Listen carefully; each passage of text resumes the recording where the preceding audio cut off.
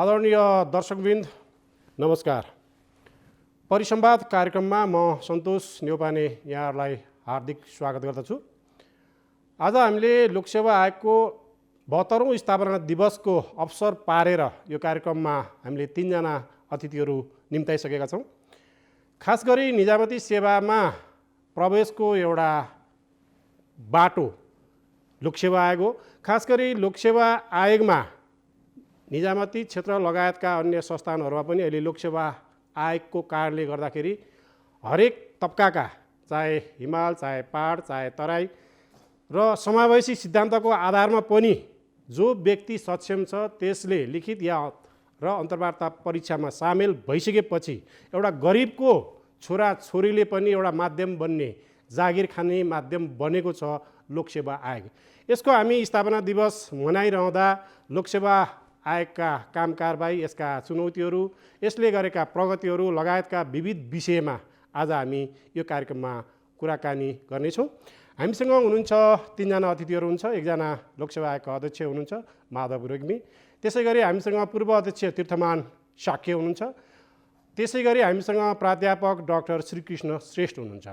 उहाँहरू तीनैजनालाई पहिला हामी कार्यक्रममा स्वागत गरौँ। यहाँहरू तीनैजनालाई वेलकम छ। धन्यवाद। सुनौ, म अध्यक्षज्यूबाटै सुरु गरौँ। लोकसेवा आयोगको इतिहास वर्तमान धेरै छ। छोटकरीमा भन्नुपर्दाखेरि अलिकति यो स्थापना दिवस मनाइराख्दाखेरि लोकसेवा आयोगको बारेमा अलिकति बताइदिनु। यसको स्थापना दिवस मनाइरहेको छौँ, कसरी काम गरिरहेको छ, कोभिडको बिचमा पनि यसले चुनौतीका साथ काम पनि गरिसकेको छ, यसको अलिकति भूमिका प्रश्न पारिदिनु। पहिली चाहिँ राणा शासनमा चाकडी पजिनीको आधारमा सरकारी सेवामा नियुक्ति गरिन्थ्यो भने प्रजातन्त्र स्थापना भए पश्चात अन्तरिम शासन विधानले लोकसेवा आयोग स्थापना गर्ने प्रावधान राखेअनुसार 2008 साल असार 1 गते यसको स्थापना भएको हो। त्यसपछिका सबै संविधानहरूले लोकसेवा आयोगको व्यवस्था गरेको छ भने अधिकार र कर्तव्यको क्षेत्रमा यसमा परिमार्जन हुँदै अहिलेको अवस्थामा आइपुगेको छ। लोकसेवा आयोगले खास गरी निजामती सरकारी सेवामा नियुक्तिको लागि उपयुक्त उम्मेदवार छनौट गर्ने मुख्य कर्तव्य तोकिएको छ भने वर्तमान संविधान नेपालको संविधान 2072ले सार्वजनिक संस्थान सुरक्षा निकाय लगायतको पदमा पनि नियुक्तिको लागि उपयुक्त उम्मेदवार छनौट गर्ने जिम्मेवारी लोकसेवा आयोगलाई दिएको छ। तदनुरूप लोकसेवा आयोगले आफ्नो कर्तव्यहरू निर्वाह गर्दै आएको छ। यसलाई सुरुमा चाहिँ यो दरखास्त परिषद पनि भन्ने गरिएको रहेछ नि, यसलाई अलिकति क्लियर गर्नु, मलाई एउटा जिज्ञासा लागेर। यो 2004 सालको एउटा चाहिँ नेपाल सरकार वैधानिक कानुन अनुसार दरखास्त परिषदको नामले लोकसेवा आयोगले अहिले गर्ने प्रकृतिका कामहरू गर्नको लागि यो संस्था स्थापना हुने भन्ने प्रावधान राखेको थियो। तर त्यो संविधान कार्यान्वयनमा नआएको हुनाले त्यो काम अगाडि बढ्न सकेन त्यतिखेर। अब म श्रीकृष्ण सरलाई सिधै, अब तपाईँ लामो समयसम्म प्राध्यापक पेसामा संलग्न पनि हुनुहुन्छ होइन? तपाईँले निजामती सेवालाई राम्रोसँग निहालिराख्नु भएको छ। के छ स्थिति, के पाउनु भएको छ अहिले? खास गरी निजामती क्षेत्रको जुन प्रवेश छ होइन, कस्तो स्थिति देख्नु भएको छ यहाँ? निजामती सेवाको कुरा गर्नुभन्दा अगाडि सार्वजनिक प्रशासनकै कुरा गर्नु आवश्यक जस्तो लाग्दछ। हाम्रो नेपालको संविधानले पनि नेपालको सार्वजनिक प्रशासन कस्तो छ भन्ने कुरामा एउटा सोच बनाएको छ, यस्तो हुनुपर्छ भनेर। यो स्वच्छ, सक्षम, निष्पक्ष, पारदर्शी, भ्रष्टाचार मुक्त, जन उत्तरदायी र जनसहभागितामूलकबाट यसले सहज र सहज ढङ्गबाट जनताहरूमा सेवा प्रवाह गर्न सकोस् भन्ने एउटा चाहिँ एक किसिमको सोच बनाएको छ संविधानले पनि। र त्यो सार्वजनिक प्रशासनलाई कार्यगत रूपमा रूपान्तरण गर्ने काम निजामती सेवाको हामीले एउटा किसिमको स्वरूप बनाएको छौँ, संरचना बनाएको छौँ। त्यो संरचनाबाट यी सबै कुराहरू हुन्छ भन्ने एउटा हामीले विश्वास लिएका छौँ। तदर्थ निजामती सेवामा प्रवेश गर्ने व्यक्तिहरू यो कार्य गर्नुको निमित्त सक्षम होस् भन्ने एक किसिमको चाहिँ हामीले विश्वास गरेका छौँ। र निजामती सेवामा प्रवेश गरेका अहिले जुन किसिमको संयन्त्र विधि प्रक्रिया अवलम्बन भइरहेको छ, यसले निश्चित रूपमा एउटा मेरिट कि कम्पिटेन्ट मान्छेहरूलाई भित्राउने प्रयत्न भइरहेको छ। र यो कुराहरू हामीले सामान्यतया चाहिँ प्रवेश गरेका चाहिँ हामीले सेवामा प्रवेश गरेका व्यक्तिहरूलाई हेऱ्यौँ भने सामान्यतया यी चाहिँ योग्यता भएका मान्छेहरू प्राप्त गरेका छौँ। र एउटा कुरा यहाँ चाहिँ भन्नै पर्ने हुन्छ कि बढी अब हामीले उपयुक्त व्यक्तिको छनौट, जुन उपयुक्त भन्ने शब्दले नै हामी कस्तो व्यक्ति भन्ने कुरा आउँछ। उपयुक्त भनेको मेरिट हो कि ट्यालेन्ट हो कि स्किल हो कि भन्ने कुराहरू आउँछ। मेरिट भनेको कग्निटिभ हो कि खालि विचारको मात्रै हो कि या प्रयोग भन्ने कुराहरू आउँछ। विचारमा हेर्दाखेरि वैचारिक ढङ्गबाट हेर्ने हो भने हाम्रा जुन सेवा प्रवेश गरेका व्यक्तिहरू साह्रै उच्चतम सैद्धान्तिक विचारबाट ओतप्रोत हुनुहुन्छ भन्ने मैले विभिन्न किसिमको हाम्रो संलग्नता हुँदाखेरि पनि देखेको छु। जस्तै साके सर, अब तपाईँको त झन् लामो छुट्टै अनुभव जस्तै रह्यो होइन। अब कानुन सचिव पनि हुनुभयो, त्यसै गरी तपाईँ मुख्य सचिव पनि हुनुभयो र लोकसेवा आयोगको पूर्व अध्यक्ष पनि हुनुभयो। अब पहिलाको हाम्रो तपाईँ लोकसेवा आयोगको जुन कार्यकाल तपाईँको थियो नि, त्यताको अलिकति हामीले समीक्षा गर्दाखेरि त्यताको र अहिलेको डिफ्रेन्स के पाउन सकिन्छ? त्यताको अलिकति जाउँ न। पहिला तपाईँको कार्यकालमा कस्तो थियो स्थिति लोकसेवा आयोगको? फेरि म 61 सालदेखि लोकसेवा आयोगमा आएको हो र त्यस बेलाको कुरा गर्दाखेरि त्यस बेलासम्म पनि चौर अञ्चलकै कुरा थियो, जिल्ला अब केन्द्रबाट। तर आइटीको त्यति विकास भइ नसकेको सन्दर्भ भएकोले यो दरखास्त पनि त्यो आफ्नो आफ्नै घरमा 75 जिल्लामा बस्नेहरू पनि त्यो अञ्चलतिर आउनुपर्ने स्थिति थियो कि। भनेपछि दरखास्त दिनै बेलामा फिल्टर भयो त्यो, त्यहाँ आउनै गाह्रो। अब त्यत्रो दरखास्त दिनलाई तल आउने, फेरि माथि जाने, फेरि लिखित जाने। अनि त्यस कारण मेरो पहिलो प्रयास चाहिँ के भयो भने यो तल नआउने स्थिति के बनाउने। अहिले के छ भन्दाखेरि त अनलाइन भइसक्यो अहिलेको त। अनि त्यस बेला चाहिँ मैले सिडिओ कार्यालयमा एउटा सानो शाखा राख्ने हो कि भन्ने पनि कुरा गरेँ, दरखास्त बुझ्न र फरवार्ड गर्न। त्यतिखेर क्षेत्रमा अफिस थिएन, क्षेत्रीय कार्यालय अञ्चलमा थियो, अञ्चलसम्मै थियो। अञ्चलमा सदरमुकाममा आउनलाई पनि तपाईँ जुम्ला हुम्लाको त कहाँ आएर आउनु पर्यो, कर्णाली कालीकोट। अनि त्यो भएको हुनाले अनि सिडिओ कार्यालयमा राख्यो भने पनि जिल्ला सदरमुकामसम्म त फेरि आउनु पर्यो, त्यो पनि अलि त सर्ट डिस्टेन्स हुन्छ, त्यो पनि भएन भनेर हामीले हुलाकसँग कुरा गरेर हुलाक मार्फत लिने व्यवस्था गऱ्यौँ। भनेपछि केही हदसम्म त अब दरखास्त दिने प्रयोजनको लागि तल, तर जाँच दिनु त फेरि तलै आउनुपर्ने हुनाले यो बाहिर बस्नेहरूलाई त्यो लोकसेवा र संविधानले पूर्ण स्वतन्त्रता दिए पनि व्यावहारिक रूपमा त्यति फ्री एसेसेबल नभएको स्थिति थियो र त्यसलाई हुलाक गरेर त्यो त्यति हदसम्म फेसिलिटेट गर्नेमा सुरु भयौँ। अर्को कुरा, मलाई लोकसेवामै आउँदाखेरि सुरुमै इन्टरभ्यू लिएको थियो। एउटा त्यो विभिन्न कुरामध्ये मैले के भनेको थिएँ भने लिखित परीक्षाको नतिजा सार्वजनिक गर्छौँ भनेको थिएँ। अहिले देखाउन पाउने हदसम्मको सार्वजनिक भएको छ।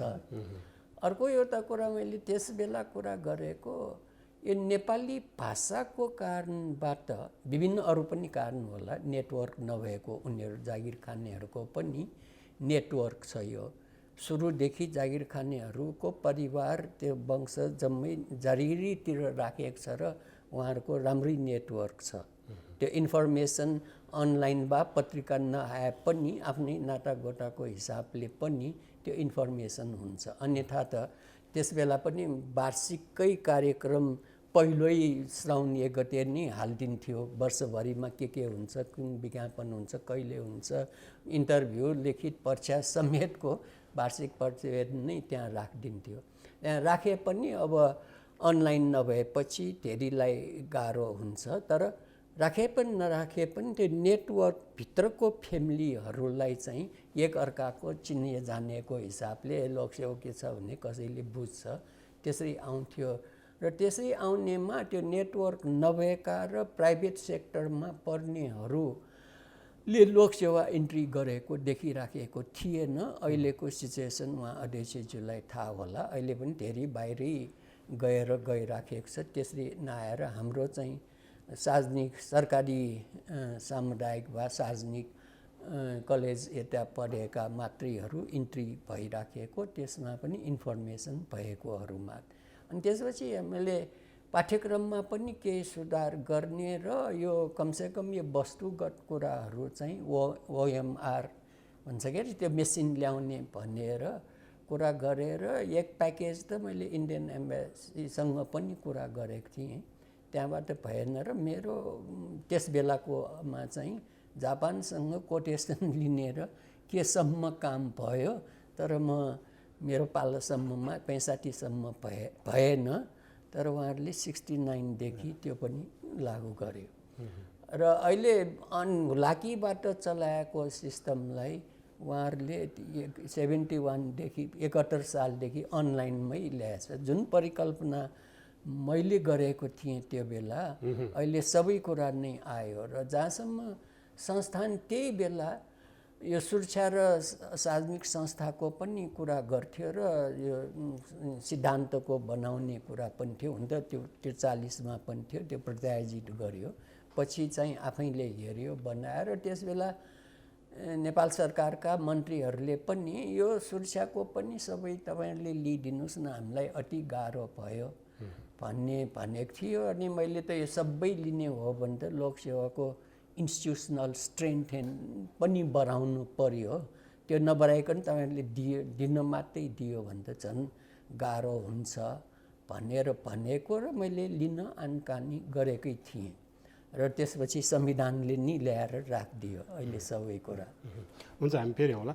अध्यक्ष, हामी लोकसेवाको स्थापना दिवसको प्रसङ्गमा हामी विशेष केही कुराकानी गरिरहेका छौँ। अब अहिलेको स्थिति खास गरी अब लोकसेवा आयोगको बारेमा अहिले मैले सुरुमा पनि भूमिकावादी छैँ कि यो एउटा ट्यालेन्ट व्यक्तिलाई जो रिमोट एरियाको पनि रिमोट गाउँको पनि एउटा चाहिँ गरिब परिवारको पनि ट्यालेन्ट व्यक्तिले निजामती सेवामा प्रवेश पाउने एउटा माध्यम बनेको छ। र अहिलेसम्म निष्पक्षताको विषयमा पनि कसैले खासै प्रश्न चिन्ह उठाउन सकेको अवस्था छैन। अब ट्यालेन्ट मान्छेहरू भट्टाभट निजामती सेवामा प्रवेश गरिरहेकै अवस्था छ। अब खास गरी अहिलेको स्थिति के छ, जस्तो कोभिडको टाइममा पनि लोकसेवा आयोगले कामै गरेको थियो, त्यसै गरी अब खास गरी आयोगमा पदाधिकारी नियुक्तिको विषयमा पनि ढिलो पनि भयो 3 महिना जति, होइन? कस्तो छ स्थिति, कसरी काम गरिरहनु भएको छ अहिले? करिब 2 वर्षदेखि पेन्डिङ रहेका कामहरू समेत लोकसेवा आयोगले सम्पन्न गर्नुपर्ने चुनौती थियो हाम्रो सामु। हामी बहाली भए लगत्तै हामीले 100 दिने कार्ययोजना स्वीकृत गरेर त्यो अनुसार काम हामीले सुरु गऱ्यौँ। यसको मतलब के भने पेन्डिङ रहेका कामहरू 100 दिनभित्र सम्पन्न गर्ने या सम्पन्न गर्ने लाइनमा लाने र नियमित क्यालेन्डर अफ अपरेसन अनुसार यो वर्षको लागि गर्नुपर्ने कामहरू पनि नियमित रूपमा गर्दै रहने भन्ने हाम्रो प्रतिबद्धता अनुसार हामीले काम सुरु गऱ्यौँ। त्यसअनुसार हामी केही हदसम्म, धेरै हदसम्म सफल पनि भयौँ। अब अहिलेको अवस्थामा चाहिँ हामीले निजामती सेवातर्फ, सरकारी सेवातर्फ चाहिँ यो 76-77देखिको पेन्डिङ रहेको कामहरूमध्ये सम्मानित अदालतबाट समायोजन लगायत विषयमा परेका मुद्दामा रोकिएको बाहेक हामीले चाहिँ नै यो परीक्षा चाहिँ अन्तिम परीक्षा नै यो जेठ 28 गते सम्पन्न गरिसकेका छौँ। र त्यसमा हामीले चाहिँ अन्तर्वार्ता पनि जति पनि पेन्डिङ परीक्षाहरू थिए तिनीहरूको अन्तर्वार्ता सम्पन्न गर्नको लागि पनि कठिनाइ परिराखेको हुनाले हामीले साउन 3 गतेदेखि गते साउन 3 गतेदेखि आयोगले 2 शिफ्ट अन्तर्वार्ता सञ्चालन गर्ने गरेको छ। बिहान 11 बजे एउटा शिफ्ट र 2 बजे अर्को शिफ्ट। पहिला एउटा मात्रै शिफ्ट थियो। पहिले एउटा मात्रै शिफ्ट थियो। त्यो क्रम नियमित रूपमा चलेको छ। र परीक्षा सञ्चालनतर्फ पनि पहिले एउटा या 2टा शिफ्टमा मात्रै परीक्षा सञ्चालन हुने गरेकोमा अब अहिले चाहिँ 3 शिफ्ट 4 शिफ्टमा परीक्षा सञ्चालन गरिएको छ। र अहिले हामीलाई सजिलो के पनि भएको छ भने गत श्रावण 1 गतेदेखि हामी लोकसेवा आयोगको साबिकै स्थानमा रहेको नवनिर्मित भवनमा स्थानान्तरण भएका छौँ र आयोगको अनामनगर स्थित कार्यालयको प्रथम र दोस्रो तलामा हामीले परीक्षा भवन सञ्चालन गरेका छौँ, परीक्षा हल सञ्चालन गरेका छौँ। त्यसमा एकपटकमा 550 जना जति क्यान्डिडेटको परीक्षा हुन सक्छ। लोकसेवा आयोगले हामीले सञ्चालन गर्नुपर्ने हजारौँ विज्ञापनका परीक्षामध्ये लगभग 70% परीक्षा चाहिँ लोकसेवा आयोगको अहिले आफ्नै भवनबाट सञ्चालन हुने स्थिति आएको हुनाले यो लोकसेवा आयोगको हाम्रो आफ्नो सिद्धान्त, स्वच्छता, निष्पक्षता र चाहिँ योग्यता प्रणालीमा अझ बल पुर्याउनुको लागि यसले मद्दत गरेको छ। त्यसअनुसार यो परीक्षाको गोपनीयता, परीक्षा हल व्यवस्था गर्नुपर्ने स्थिति, सुरक्षा लगायतमा हामीलाई अनुकूल असरहरू परिरहेको छ। त्यसै गरेर हाम्रो विभिन्न यो संविधानले सुरक्षा निकाय र सङ्गठित संस्थाको जिम्मा पनि लोकसेवा आयोगलाई लगाएको हुनाले त्यो अनुसार काम गर्नको लागि तत्कालै म सचिव हुँदैको अवस्थामा सङ्गठित संस्था तथा सुरक्षा निकाय महाशाखा गठन गरेर काम कारबाही सञ्चालन गरिएको थियो। त्यसमा कोभिडको कारणले रोकिएको समेत गरेर 3 आर्थिक वर्षका परीक्षाहरू सबै संस्थानको त्यहाँ हाम्रो चाहिँ क्षेत्रमा आएका सबै संस्थानहरूको हामीले प्रत्येक वर्ष एउटा मात्रै क्यालेन्डर अपरेसन अनुसार परीक्षा सञ्चालन गर्ने, लिखित परीक्षाको नतिजा प्रकाशन गर्ने र अन्तर्वार्ता गरेर सिफारिस गर्ने काम एउटा संस्थानको एकपटक मात्रै हुने गरेकोमा हामीले 2 पटक र आवश्यकता अनुसार र संस्थाको आवश्यकता अनुसार र माग अनुसार 3 पटक पनि हामीले सञ्चालन गरेका छौँ। अहिले पनि ठुलो सङ्ख्यामा हामीले चाहिँ कर्मचारीहरू सिफारिस गरेका छौँ। यो अवधिमा हामीले सुरक्षा निकायतर्फ करिब 15,000 कर्मचारीहरूलाई सिफारिस गरेका छौँ भने संस्थानतर्फ करिब 5,000 र निजामती सेवातर्फ करिब 3,000 परीक्षार्थीलाई चाहिँ नियुक्तिको लागि नेपाल सरकार समक्ष सम्बन्धित संस्थानमा सिफारिस गरेका छौँ। समायोजन लगायतका अन्य मर्का परेका विषयहरूमा विभिन्न पक्षबाट सम्मानित अदालतमा मुद्दा परि विचाराधीन रहेका र स्टे अर्डर जारी भएका पनि अझै 2,000 जति चाहिँ पदहरूको सिफारिस गर्ने क्रम रोकिएको छ र अरू कामहरू हाम्रो नियमित रूपमा सञ्चालन भइरहेको छ।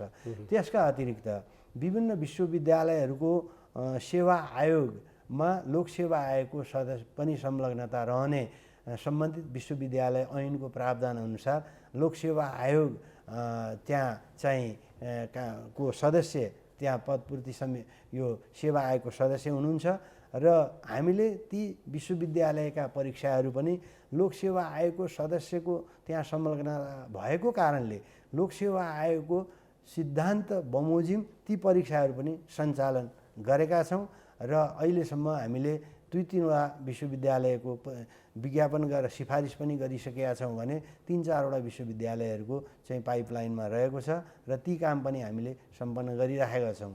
त्यसको साथसाथै विभिन्न ऐन कानुनहरूले हाम्रो संलग्नता चाहिँ विभिन्न निकायहरूमा गरेको छ। राष्ट्रिय परीक्षा बोर्डको अध्यक्षको सिफारिस लोकसेवा आयोगको अध्यक्षतामा बसेको कमिटीले गर्छ भने शिक्षक सेवा आयोगको अध्यक्षको नियुक्ति लगायत अन्य विभिन्न महत्त्वपूर्ण नियुक्तिहरू पनि लोकसेवा आयोगको अध्यक्षको अध्यक्षताको समितिले सिफारिस गरेर हुने अनुसार ती नियुक्तिहरू निरन्तर भइरहेका छन्। लोकसेवा आयोगको जुन परीक्षा प्रणाली छ, त्यसै गरी निजामती सेवामा जुन प्रवेश छ होइन, यसका लोकसेवा आयोगले लिने जुन प्रवेश परीक्षा, त्यसै गरी इन्टरभ्यू हरेक यसको सिस्टम छ नि, त्यो सिस्टम र निजामती सेवामा जुन व्यक्तिहरू प्रवेश छन् यसलाई तपाईँले कसरी निहालिराख्नु भएको छ? यो परिमार्जन आवश्यक छ कि अहिलेको भएको जुन सिस्टम छ त्यो सिस्टम नै कन्टिन्यू ठिक छ कि यहाँले कसरी निहाल्नु भएको छ यसलाई? सामान्यतया चाहिँ अहिले चाहिँ जुन प्रक्रिया अवलम्बन भइरहेको छ त्यो प्रक्रियाले धेरैजसो वैचारिक चाहिँ एउटा क्यान्डिडेटको उम्मेदवारको वैचारिक त्यसको कति सक्षमता छ त्यसलाई निहाल्ने प्रयास गरिरहेको छ र त्यसको निमित्त निकै नै यो चाहिँ यसले चाहिँ राम्रो किसिमको छाप छोडेको पनि छ। तर वास्तवमा विचार होइन, व्यवहार चाहिँ जनताहरूले व्यवहार खोजेका हुन्छन्। जनताहरूले एउटा चाहिँ सरकारमाथिको विश्वास र सेवा प्रवाहमा सन्तुष्टि, किनकि सेवा प्रवाहको सन्तुष्टिबाट नै यो नागरिकहरूले सरकारप्रतिको विश्वास स्थापना गर्दछ र सेवा प्रवाह चाहिँ विचारबाट भन्दा पनि व्यवहारबाट हो। यसकारण एउटा कुरा के भन्दाखेरि वैचारिक रूपमा हामी जुन किसिमबाट यो विभिन्न टेस्टहरू लिएका छौँ त्यसलाई प्रयोगात्मक हिसाबबाट पनि थप्नुपर्ने जस्तो लेखिन्छ। एसेसमेन्ट सेन्टर, जब सेन्टर जस्तो गरेर, ताकि चाहिँ त्यो विचारलाई व्यवहार रूपमा कसरी ट्रान्सफर गर्छन्, कसरी त्यसले प्रयोग गर्छन् भन्ने कुरा हेर्न सकियोस्। हाम्रो युनिभर्सिटीतिर पनि विश्वविद्यालयतर्फ पनि हामी जति पठन पाठन गर्छौँ, खास गरिकन यो सोसियल साइन्सेस रिलेटेड साइन्ससँग भन्दा पनि नेचुरल साइन्सेस भन्दा पनि सोसियल साइन्सेसमा हामी सिद्धान्तको मात्रै बढी बहस गर्छौँ। त्यो सिद्धान्तले प्रयोगमा कसरी गर्ने, यसको व्यवहारमा के कस्तो किसिमको प्रभाव पर्दछ भन्ने कुरा हामीले आफ्नो अभ्यासमा सुरुवात गरेका छैनौँ। तसर्थ त्यसै गर्दाखेरि त्यही सिद्धान्तलाई बोकेर यहाँ चाहिँ उम्मेदवारहरू पनि चाहिँ जुन जात दिने उम्मेदवारहरू पनि त्यही सिद्धान्त बोकेर आउने गर्छन्। तर त्यसको व्यवहारिक पक्षहरू थाहा नहुँदाखेरि व्यवहारमा जुन नागरिकहरूले अपेक्षा गरेको पाउन्नन्। त्यसै कारण हामीले के भन्छ प्री जब चाहिँ हामीले तालिमहरू दिनुपर्ने सम्बन्धितहरूलाई चाहिँ, ताकि चाहिँ उनीहरू सिचुएसन जजमेन्ट स्किलहरू बढोस्, वर्क रिलेटेड स्किलहरू बढोस् भन्ने किसिमको लागि हो। अब त्यसको निमित्त हामी त अब स्टाफ कलेज जस्तोले पनि केही समय त्यसमा व्यतीत गरेको छ। त्यो नपुगेर हो वा चाहिँ अझ पनि हामीले यो चाहिँ सेवा प्रवाह के भन्दाखेरि यो सेवा प्रवाह नोलेज भन्दा पनि भित्र आत्मा देखाउनु पर्ने कुरा हो। मैले सेवा गर्छु भन्ने भावना भयो भने सेवा दिन सकिन्छ। त्यो सेवा दिने भावना छैन, केवल विचार मात्रै छ। विचार यसरी यो चाहिँ ठिक छ भनेर विचार छ, तर सेवा दिने भावना छैन भने त्यो विचारले सेवा दिन सक्दैन। त्यसकारण त्यो सेवा दिने भावना छ कि छैन भनेर पनि हामीले चाहिँ टेस्ट गर्नुपर्ने हुन्छ होइन। यसकारण कतिपय कुराहरू अहिलेकोमा थपेर लैजाँदाखेरि अझ जनताहरूले नागरिकहरूले सरकारप्रतिको विश्वास र सेवा प्रवाहमा सन्तुष्टि बढ्छ भन्ने जस्तो लाग्दछ। अब हामीले यही स्थापना दिवसकै प्रसङ्गमा कुराकानी गर्दाखेरि म साकेश सरलाई अब प्रशासनको कुरा, कानुनको कुरा होइन, संविधानको कुराहरू छ। तपाईँ त अब तीनटा क्षेत्रमा अघि पनि मैले भनिसकेँ तपाईँ पूर्व नै हुनुहुन्छ। अब अरू कन्ट्रीको दाँजोमा हामीले यी तीनटा चिजहरू प्रशासन, कानुन सबै चिज हेर्ने हो भने यसलाई केही परिमार्जन गर्नुपर्ने ठान्नु भएको छ? त्यो अन्य मुलुकको कानुन हेर्ने र हामीसँग ऊ गर्ने भन्नेमा कतिपय म चाहिँ कुन कुराको पक्षमा छैन भन्ने अहिले प्रसङ्गवश तपाईँले त्यही पुरा गरिदिनु भयो। यहाँ धेरै जसो कुरा गर्दाखेरि इभेन संविधान निर्माण गर्दाखेरि पनि साउथ अफ्रिका, क्यानाडामा सक्सेसफुल भएको भन्ने गर्छ। तर त्यहाँको संस्कृति, परम्परा, धार्मिक, सामाजिक परम्परा फरक, जोग्राफिकल कन्डिसन पनि फरक सबै, अनि त्यहाँको यसरी ल्यायो भन्ने हाम्रो आफ्नै परम्परा, संस्कृति, धर्म के सामाजिक त्यसमा मिल्दैन के।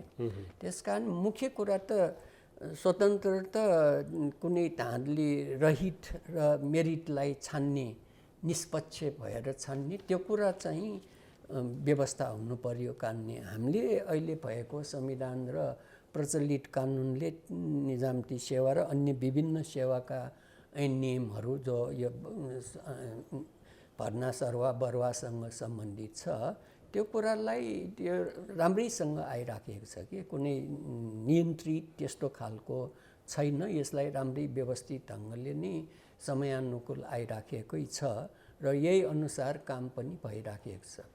र तपाईँको क्वेसन यो भएर पनि यहाँ किन राम्रो आएन भन्नेतिर हो भन्ने मैले सुरुमा पनि भने यो सर्टेन वर्ग चाहिँ यतातिर आइराखेकै छैन। यो सोझै बाहिरै जाने हिसाबले 11-12 पर्दाखेरिदेखि नै मनस्थिति चाहिँ यता छँदै छैन।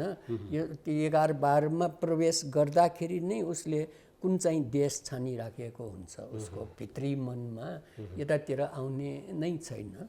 तर यतातिर किन नआएको भन्दाखेरि अब लोकसेवाकै कुरा मले एक त फिजिकल फ्यासिलिटिजहरू लोकसेवाको भवन आफै कमल पोखरीमा हिँड्दाखेरि हलिन्थ्यो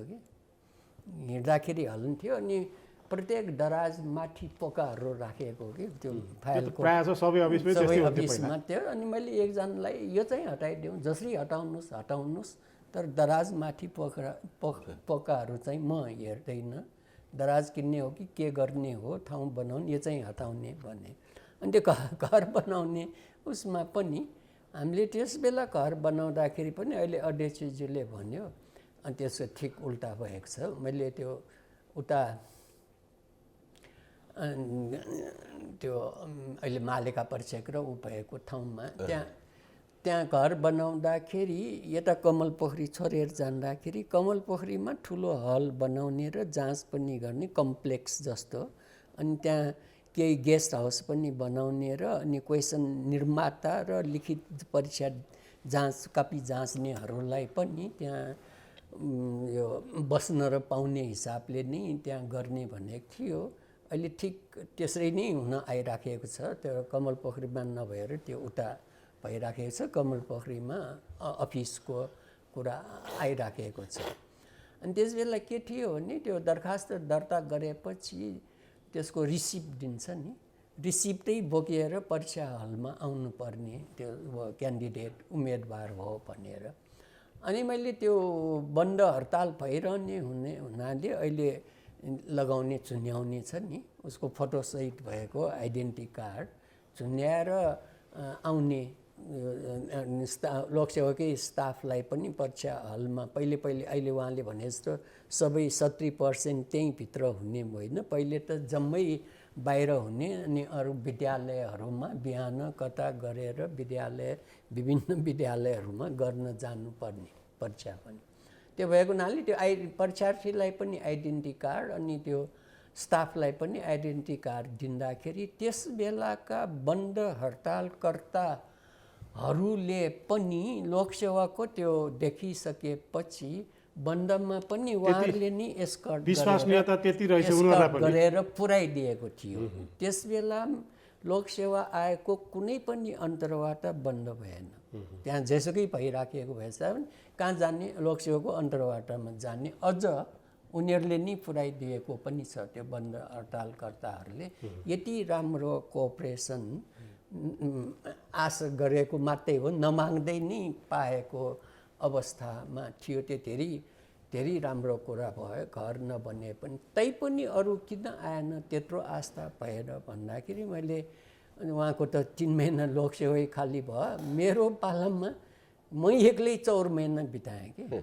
फेरि त्यस्तो अर्को सिद्धियो, अनि फेरि अर्को संवैधानिक परिषदबाट सिफारिस भएर नयाँ अब यो 4 महिनामा के गर्ने भन्दाखेरि हामीले चाहिँ एक्लै नै भयो। अनि स्टाफ सचिवहरूसँग कुरा गरेर यो निजी क्याम्पसका मान्छेहरूलाई कसरी एट्याक गर्न सकिन्छ भन्ने सोच गरेर एउटा कन्सेप्ट पेपर जस्तो तयार गरेर हामीले त्यो पाटनकै एउटा त्यो चलाउने मान्छे मेरै साथी पर्यो, पुष्पमान अमाते, अनि उसले 2वटा क्याम्पस चलाइराखेको थियो। अनि मैले पहिले उहाँसँग कुरा गरेँ, तपाईँ कहाँ पढ्ने विद्यार्थीहरूलाई तपाईँकै बसमा हालेर शुक्रबार 3 बजे लोकसेवामा पुर्याइदिने र फर्काइदिने गयो भने म 2 घन्टा लोकसेवा के हो, किन लोकसेवामा जानु पर्यो, किन जनताले सेवा गर्नु पर्यो, निजामती सेवा धेरै इन्ट्रेस्ट भइसकेको थिएन तपाईँको पालामा मान्छेलाई, निजामती सेवामा आउनु पर्यो, प्राइभेट सेक्टरवालालाई गराए उहाँले 2 पटक ल्याउनु भयो। अर्को एउटा ग्लोबल हो कि के हो, राहुलजी पूर्व गभर्नर राष्ट्र ब्याङ्कको, उहाँको पनि एउटा टिम आएर त्यसपछि हामीले बाहिरै गएँ, स्टाफ पनि टिम पनि राखेर पोखरा कता कता गएर प्राइभेट क्याम्पसहरूलाई का विद्यार्थीहरूलाई भेला गरेर मैले भनेको के भन्ने, पैसाको हकमा कर्पोरेट हाउसमा बढी भए तापनि कर्पोरेट हाउसमा 9-10 बजे अफिस सञ्चालन गर्नलाई ब्याङ्कमा 9 साढे 9 बजे नै पुगिसक्नुपर्छ। त्यसपछि क्लोज गर्नलाई पनि 5:30-6 नभइकन तपाईँ फर्कनै सक्दैन। 2 घन्टा त त्यसै पनि बढी छ, त्यो 2 घन्टाको त त्यसै तलब पनि बढी त हुने नै भयो सरकारभन्दा। अर्को कुरा, सरकारमा पेन्सन उपदान पाइन्छ, त्यहाँ कुनै ग्यारेन्टी छैन। अर्को कुरा, सरकारमा आएपछि फर्दर स्टडीको नाममा अहिले सबैले एक्सेप्ट गर्छ। सरकारमा आएका व्यक्तिहरू पछि सरकारको निजामती सेवामा बसिसकेपछि फर्दर एडभान्स पिएचडी, एफआरसिएस के अनि engineer, doctor, PhD further study गर्ने, त्यो पनि त धेरै प्राइभेट सेक्टरमा छैन नि। एक त्यो हो। दोस्रो यो पेन्सन आदि पाउने भएको हुनाले इन टोटालिटी कम्पेयर गर्दाखेरि क्यास इन ह्यान्ड मात्रै बढी हो, क्यास इन लङ सर्भिसमा यतै बढी हो। एक दोस्रो कुरा चाहिँ अनि त्यसपछि पनि उहाँहरूको एउटा भनाइ के छ भन्ने त्यहाँ आएर हामीलाई त्यो पढेकै यहाँ इङ्ग्लिसमा के भन्छ भन्छ हामीलाई त अहिले पनि केटाकेटीहरू त्यस्तो छ नि 29 भन्यो भने what do you mean by 29 daddy भन्छ अनि 29 भनेपछि बुझ्ने भयो।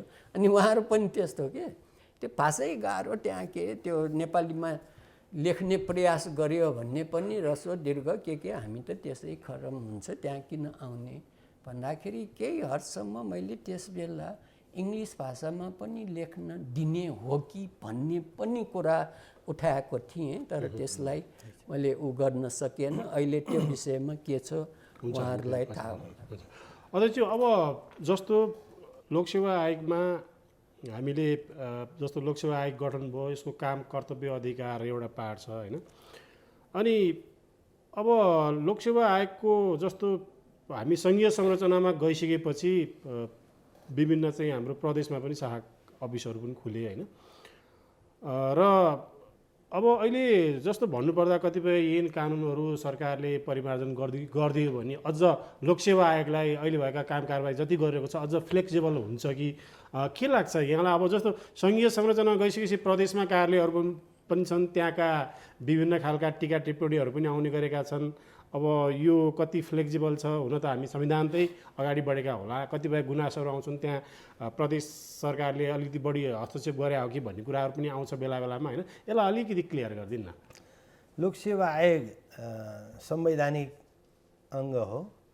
यसको नियुक्ति संवैधानिक परिषदको सिफारिसमा सुनुवाई भएर संसदीय सुनुवाई भएर राष्ट्रपतिज्यूबाट हुन्छ भने यसको अवकाशको प्रक्रिया पनि महाभियोगको प्रक्रियाबाट जानुपर्ने भए हुनाले यसका पदाधिकारीहरू स्वच्छ निष्पक्ष निर्भीक ढङ्गले काम गर्न सक्षम हुन्छन् भन्ने विश्वासका साथ यो विश्वास लोकसेवा आयोगले आर्जन गरेको हो। तर प्रदेशमा त हामीले उदाहरण हेर्ने हो भने त्यस्तो छैन नि। प्रदेशमा त्यही त तपाईँले भन्नुभएको कुराको कारणले अब त्यो स्थिति त्यहाँ छैन। हालाकि त्यसको लागि पनि त्यस्तो नियुक्ति प्रक्रिया हुनुपर्छ भन्ने कुरा त्यतिखेरका पदाधिकारीहरूले वकालत गरेको विषय हो।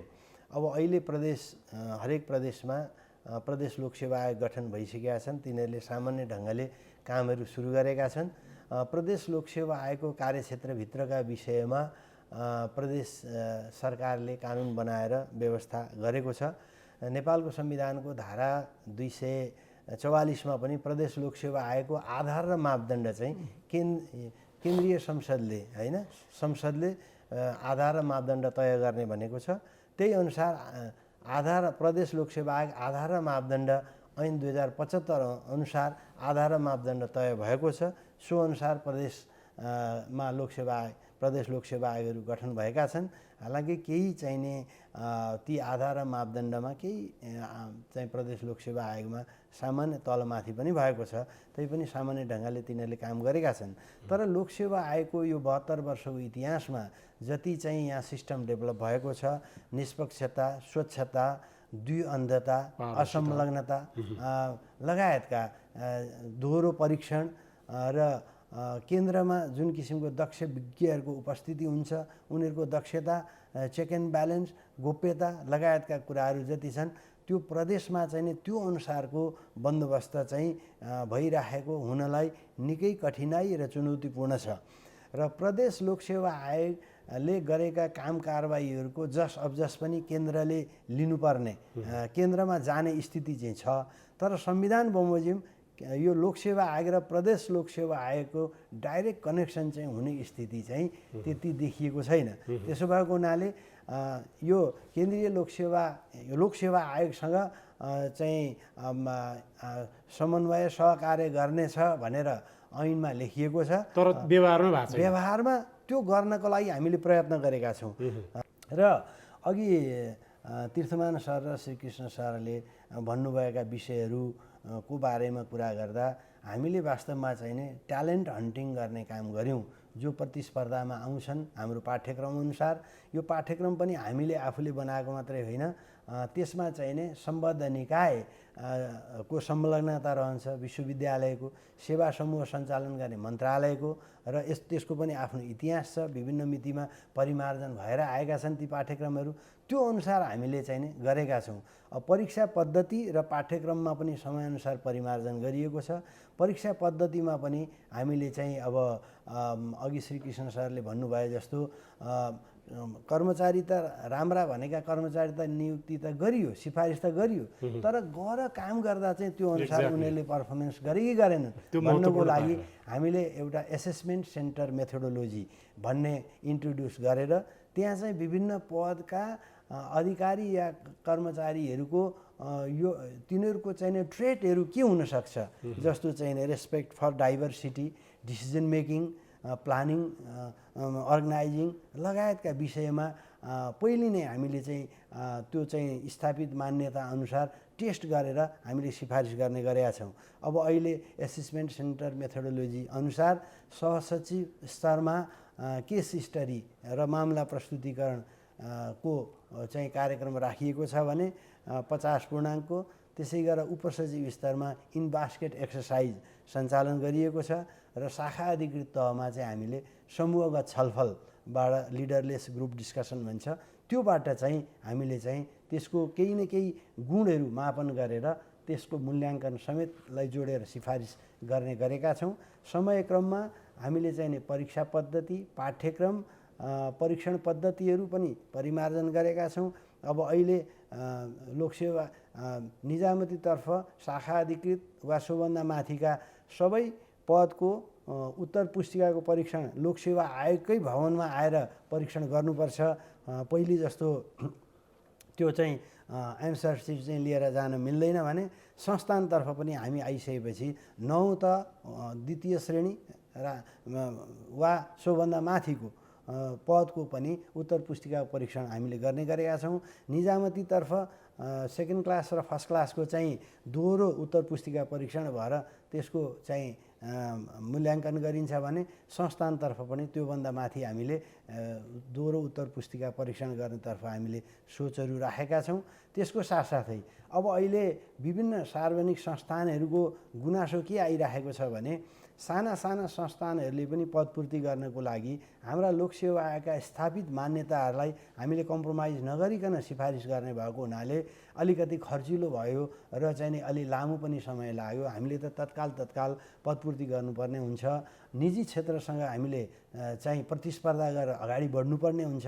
हाम्रो नियुक्तिमा चाहिँ सबै लोकसेवा आयोगले चाहिँ त्यस किसिमले सञ्चालन गर्ने, प्राइभेट सेक्टरले चाहिँ तत्काल हायर एन्ड फायर गर्ने भएको हुनाले इफिसियन्सीमा हामीलाई चाहिने कठिनाइ परिरहेको छ काम कारबाही गर्नको लागि भन्ने गुनासो आएको छ। र हामीले हरेक चाहिँ संस्थालाई, सार्वजनिक संस्थालाई सिङ्गल युनिट मानेर काम गरिरहेका छौँ भने अब भविष्यमा चाहिँ सेक्टर वाइज हामीले एउटै विज्ञापन गरेर त्यो विज्ञापनबाट सेक्टरको सिफारिस गर्नुपर्ने र त्यो सिफारिसमा परेकाले फेरि त्यही सेक्टरको अरू परीक्षामा सहभागी हुन नपाउने व्यवस्था गर्नुपर्ने आवश्यकता पर्न लागेको अनुभव हामीलाई भएको छ।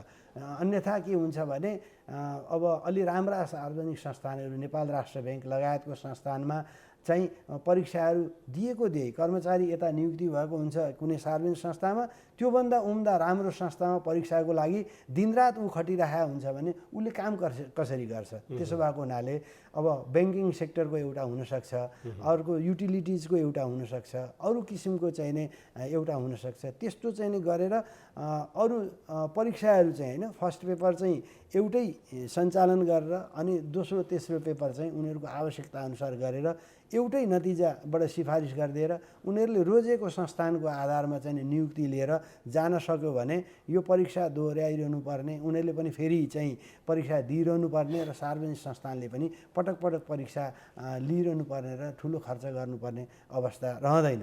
र हामी त्यसतर्फ पनि हामी सोचाइमा रहेका छौँ भने पाठ्यक्रम हामी परिमार्जन राखेको अवस्था छ। हाम्रो आयोग आएपछि हामीले के प्रतिबद्धता व्यक्त गरेका छौँ भने यो पाठ्यक्रमहरू कुनै फलानु विषयको पाठ्यक्रम 2060-61 भनिराखेकोमा हामीले चाहिँ सेफगार्ड त राखेका छौँ, 3 महिनाभन्दा अगाडिसम्म संशोधन या खारेज भएकोलाई समावेश गरिनेछ भनेर। तर त्यसले पनि भएन भनेर अबको हाम्रो पाठ्यक्रम चाहिँ फलानु विषयको पाठ्यक्रम 2078 भन्दा अगाडिको पाठ्यक्रम चाहिँ अब हाम्रो हुँदैन, अब नभन्ने हामीले त्यो सबै परिमार्जन गरेर हामी अगाडि बढिराखेको अवस्था छ। अब तीर्थमान सर र श्रीकृष्ण सरको अर्को विषय के थियो भने यो चाहिँ कतिपय चाहिँ व्यक्तिहरू चाहिँ भाषाको कारणले या त्यसतर्फ रुचि नभएको कारणले हुन्छ कि के कारणले हो, किन निजामती सेवामा आउने रुचि राखेनन् भन्ने सम्बन्धमा हाम्रो अनुभव के छ भने यो निजामती सेवा चाहिँ मेचीदेखि महाकाली, हिमाल, पहाड, तराई सबै वर्ग, क्षेत्र, सम्प्रदाय, समूहको साझा सेवा भएको हुनाले सबैलाई को प्रतिनिधित्व होस् उचित भन्ने किसिमको कुरामा लोकसेवा आयोग सचेष्ट रहेको छ। त्यसको लागि नेपालको संविधानले पनि समावेशी सिद्धान्त अनुसार खुला प्रतियोगितातर्फ समावेशी सिद्धान्तअनुसार नियुक्ति गर्ने प्रक्रिया चाहिँ नै सुरु भइसकेको छ, निरन्तर त्यो कुरा जारी छ। अब जति पनि जस्तो हामी जागिर खाएको बेलामा या पहिले जुन चाहिँ वर्गका, जुन समुदायका, जुन समूहका व्यक्तिहरू निजामती सेवामा आएका थिए त्यस बेलामा पनि अलिकति चाहिने उच्च वर्गका, उच्च घरानियाका व्यक्तिहरू लोकसेवा आयोग जाँच दिएर निजामती सेवामा प्रवेश गरेका छैनन्। त्यो अहिले पनि हो। त्यसो भएको हुनाले अहिले पनि एउटा कारण त्यो पनि 72 वर्षको इतिहासमा ट्यालेन्ट नभएर होइन, उहाँहरूको रुचि नै एसएलसीदेखि नै के गर्दा चाहिँ नै विदेशको भिसा पाइन्छ, के गर्दा चाहिँ बाहिर जान पाइन्छ भन्ने खालको रुचि नै त्यतैतिर मोड्ने भएको हुनाले निजामती सेवातर्फ जान दिने त उनीहरूको रुचि नै रहँदैन। अर्को विषय के छ भने अङ्ग्रेजी माध्यमबाट पढाइ हुने भएको हुनाले अलिकति चाहिँ कठिनाइ पर्छ कि भन्नलाई हामीले अहिले चाहिँ नै भाषामा त्यस्तो चाहिँ नै गरेको छैन। अङ्ग्रेजी माध्यमबाट पनि तपाईँ लेख्न सक्नुहुन्छ, नेपाली माध्यमबाट पनि लेख्न सक्नुहुन्छ र त्यो भाषाको कारणले हुने सब्जेक्टिभ जजमेन्टलाई मिनिमाइज गर्नको लागि सर्ट एन्सर क्वेसन, अब्जेक्टिभ क्वेसनहरू हामीले चाहिँ राखेका छौँ। लङ एन्सर क्वेसन, निबन्ध लेख्ने जस्ता कुराहरू हामीले पाठ्यक्रमबाट हटाइसकेको अवस्था भएको हुनाले अब चाहिँ हामी चाहिँ त्यो स्थितिमा पुगेका छौँ भने यो चाहिँ सुधारको क्रम निरन्तर जारी रहेको छ। अब हामी वस्तुगत बहुउत्तरलाई चाहिँ अघि सरले भन्नुभयो ओएमआर सिस्टमबाट परीक्षण गर्ने भन्ने कुरा यो सबै ठाउँ लागू भएको छैन। यो चाहिँ एकचोटि चाहिँ क्षेत्रमा हाम्रो लोकसेवा आयोगको क्षेत्रीय कार्यालयसम्म पुर्याइएको थियो, तर त्यसको टेक्नोलोजी केही चाहिने हामीले चाहिने अलि जटिल भएको हुनाले सञ्चालन हुनु नसकेर अहिले सबैतिरको केन्द्रमै हुन्छ। अब सार्वजनिक संस्थान लगायत सबै चाहिँ परीक्षाहरूको वस्तुगत बहुत्तरको परीक्षण चाहिँ हामीले ओएमआर पद्धतिबाट गर्ने तर्फ हाम्रो तयारी छ। सायद हामीले छिटै नै यो बारेमा निर्णय गर्नेछौँ र सुधारको क्रम निरन्तर जारी छ। जस्तो अघि अध्यक्षले पनि भन्नुभयो होइन, अब यो इन्ट्रेस्टको विषय निजामती सेवामा जाने नजाने भन्ने एउटा महत्त्वपूर्ण पार्ट राख्यो। अघि सरले पनि प्रसङ्ग ल्याउनुभयो, तपाईँलाई पनि त्यही कुरो गर्छु। म छोटकरीमा त्यसको आन्सरको अपेक्षा गरेको छु।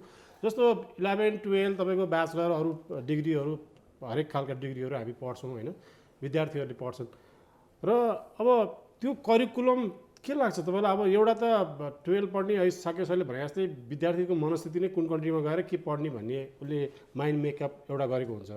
दोस्रो कुरो अब वातावरण छैन पनि भनिन्छ र निजामती सेवामा इन्ट्रेस्ट नराखेको कारणले त्यो स्थिति पनि आएको छ र कतिपय युवाहरूले चाहिँ निजामती सेवामा इन्ट्रेस्ट गरेका पनि छन्, उनीहरू इन्ट्रेस्ट हुनेहरू आएका पनि छन्। यसलाई के लाग्छ, त्यो जस्तो करिकुलम छ नि पहिला पढ्ने 12 या ब्याचलरको, त्यसमा पनि लोकसेवा आयोग भन्ने कुरो उनीहरूलाई केही थाहा नभएर यहाँ त्यस्तो फेसिलिटी छ, नेपालमा चाहिँ सम्भावना छ विदेशभन्दा भन्ने कुरो केही हुँदा चाहिँ सम्भव छ कि? छोटकरीमा जस्तो लाग्छ हरेक चाहिँ व्यक्तिले सम्भावना, अवसर, रुचिलाई ध्यान दिएर आफ्नो जीवन पद्धतिलाई लिएर कोसिस गर्छन्। निजामती सेवामा प्रवेश गर्नुको भन्नुको अर्थ पनि एउटा वृत्ति विकासको। हामी वृत्ति विकासको निमित्त के त्यो कस्तो करिकुलममा मैले भने अब अनि यो त्यही विद्यालयको वृत्ति करिकुलम या विकासको, युनिभर्सिटीको करिकुलम छ नि त्यसमा पनि केही कुराहरू राख्नुपर्ने अब आवश्यकता हो मैले त्यो यो चाहिँ त के भन्दाखेरि त्यो लोकसेवा आयोगले अहिले चाहिँ त्यही युनिभर्सिटीहरूसँगको सम्बन्धबाट आफ्नो करिकुलम निर्माण गरेको छ। यसले गर्दाखेरि चाहिँ लोकसेवाको आफ्नै करिकुलम छैन। त्यसले गर्दाखेरि यसले चाहिँ करिकुलम परिवर्तन गर्ने होइन। हाम्रो चाहिँ हामीले बनाउन खोजेको जुन मुलुक छ त्यसले दिने अवसर सम्भावनालाई रुचिमा ढाल्न सक्यौँ भने आउँछन्। साके सर तपाईँ बेसमा सहमत हुनुहुन्छ उहाँको भनाइमा? होइन, त्यो पाठ्यक्रम तपाईँ जहाँसम्म मैले तपाईँको प्रश्नलाई बुझेँ त्यो हो, युनिभर्सिटी ग्रेजुएसन वा एकाडेमिकलमा पनि कहीँ यो देशको लागि अब कुन पेपरमा हुन्छ विद्यार्थीहरूले देशको सेवा गर्ने हो भन्ने सरकारी स्तरबाट पनि सेवा हुन्छ, त्यो निजामती सेवा हो र त्यसकोमा इन्डिपेन्डेन्टली स्वच्छ स्वतन्त्र रूपले लोकसेवा आयोग जस्तो संस्थाले गर्छ, त्यो तलमाथि केही हुँदैन भन्ने कुराको मेसेज विद्यार्थी जीवनमै जाओस् भन्ने तपाईँको प्रश्न जस्तो लाग्छ। म त्यसलाई 100% तपाईँको मिसन उसलाई समर्थन गर्छु। हाम्रो कार्यक्रमको समय सिद्धियो। यहाँहरू सबैलाई सामूहिक रूपमा म धन्यवाद दिन चाहन्छु। हस्, आइदिनु। धन्यवाद। दर्शकवृन्द, अहिले हामीले कुराकानी गऱ्यौँ लोकसेवा आयोगका अध्यक्ष माधव रेग्मी, पूर्व अध्यक्ष तीर्थमान साके र प्राध्यापक डाक्टर श्रीकृष्ण श्रेष्ठसँग। प्रसङ्ग थियो लोकसेवा आयोगको 72औं स्थापना दिवस, यसको वर्तमान र भविष्य र आगामी दिनमा यसका चुनौती लगायतका विविध विषयमा हामीले कुराकानी गऱ्यौँ। यसको साथसाथै हाम्रो कार्यक्रमको समय पनि सिद्धिसकेको छ। हाम्रो सम्पूर्ण टिम लगायत म पनि आज्ञा चाहन्छु। नमस्कार।